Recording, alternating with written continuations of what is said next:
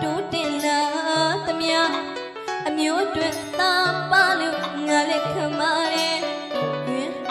သိချလို့တငယ်ချင်းရဲ့မင်းသိအောင်ငါပြောပြမယ်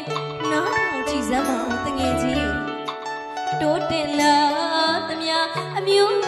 တွေသာပါလို့ငါလည်းခံပါတယ်ဒါပေမဲ့လေညီမဆိုရင်ငါပြီးတော့မမေ့နဲ့စားပြီးမှပြည်တဲ့တော့တရိယာအောင်ကွယ်ခက်တွေဘလို့တော့တဲ့မျိုးစင်မပြတ်အောင်တရိဟာရဲ့ဂျင်းနဲ့ပါတယ်ဘဝမကြလို့တင်ပြရတာနောက်ရင်စမ်းမတငယ်ချင်းရဲ့ထက်ခါမှချင်းသေးတယ်